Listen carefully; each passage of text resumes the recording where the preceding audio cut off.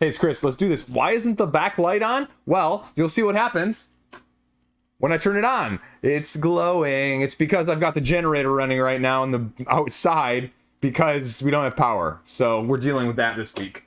But we're going with that so you're not constantly distracted by the background. What's going on? What 3 games are out there? My thoughts, opinions, and a little bit of everything else going along with it. Let's go.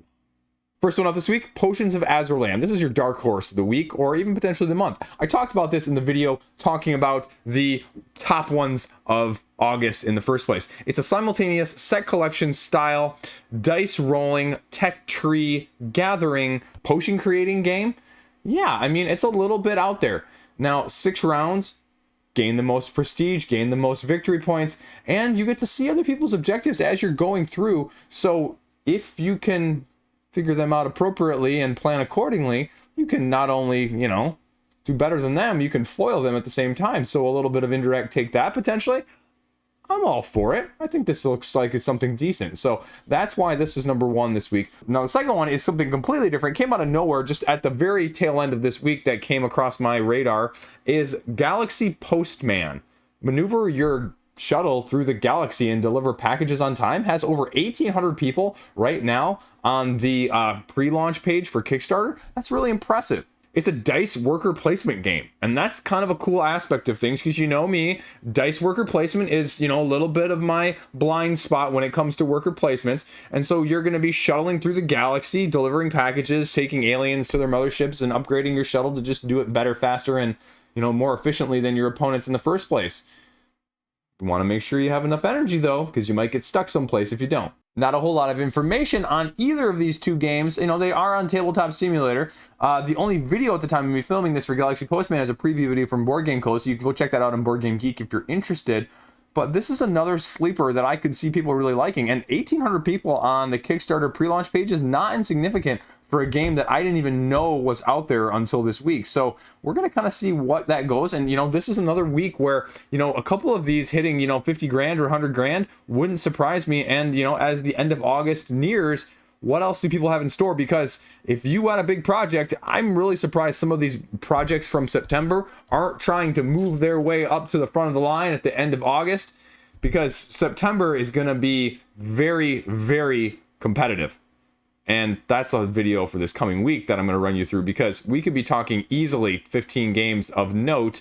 I may have to trim it down to 10, but that's kind of going to be the big issue there. It's just too much all at once.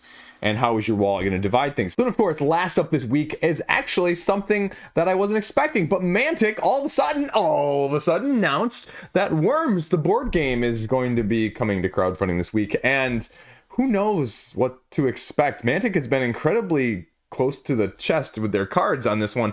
And is it going to play off nostalgia if you're like me and you remember playing that as a kid on the PC? Like having your little worm powers, having a huge array of weapons at your disposal, destroying the land, the physics of, knocking the worms into other areas, the just massive overkill, overpower things, but also very limited supplies as well. How is that going to be done?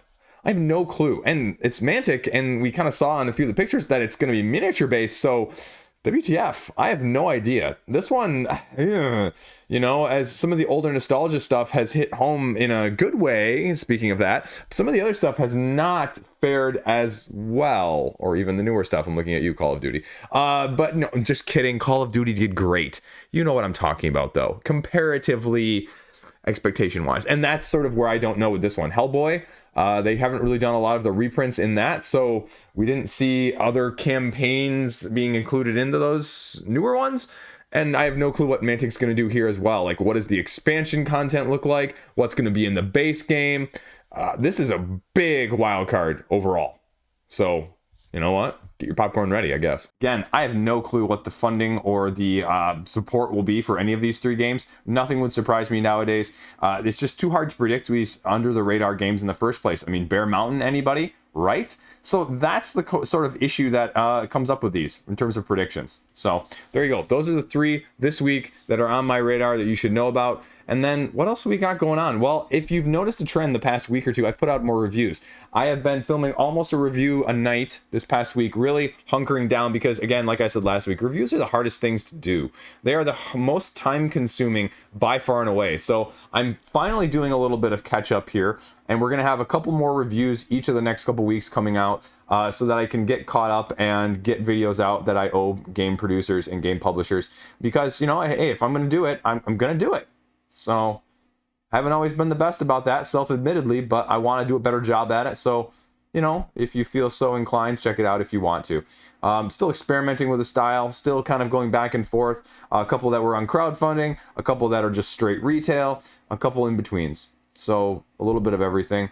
And I need to film my first Do Not Buy It month. And I think I'll start with August here. So maybe I'll have that upcoming this week or the next week or so, along with, like I mentioned earlier in the video, the top games of September. Because I kid you not, it's going to be an absolutely jam-packed month. This is, you know, I say this every couple months that this is the biggest month.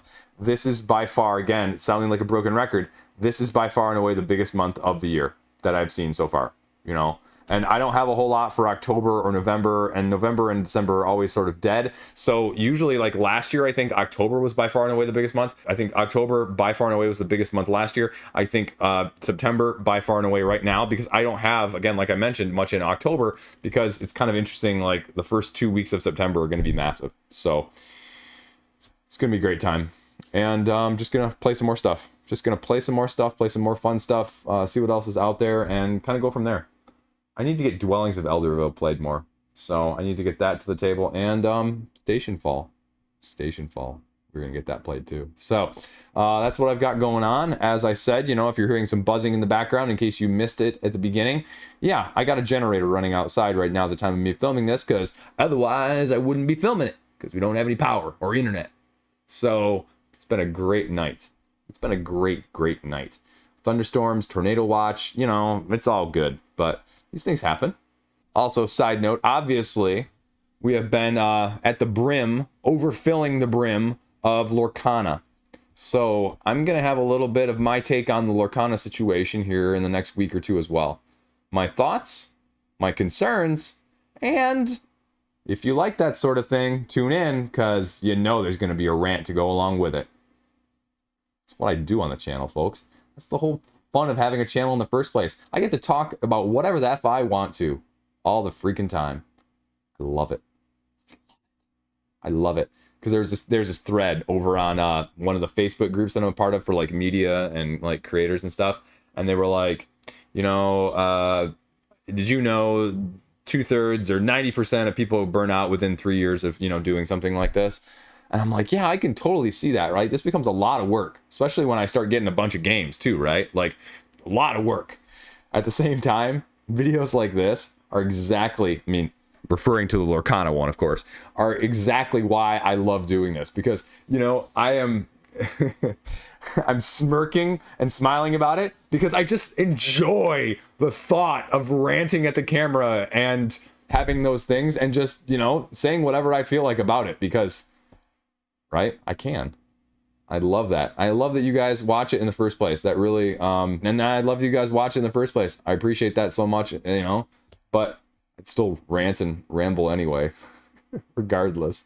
But yeah, that's the type of video, as you can tell, that really makes me happy on the inside. That keeps me going on this channel. So that's all I got. Hopefully this weird, you know, lighting thing will, I don't even know if it's going to show up in post-production or not. Maybe I'm just talking to the camera and maybe it's only on my, you know, computer, but it's not there when I turn the light off, at least when I'm recording. So who knows? That's all I got. That's all I got going on. Plenty of stuff, way too much stuff all at once. Kids start school next week. And yeah, we got a little virus going around right now, a little stuffiness. 9-year-old was like, why does my nose sound like this? Freaking out at bedtime. Like, buddy, you've gotten that every year, multiple times a year since you've been a baby, and now at 9 is the time you first notice it. That right there, folks, if you don't have kids, that's kids in a nutshell. Stay classy. Peace out. See you around.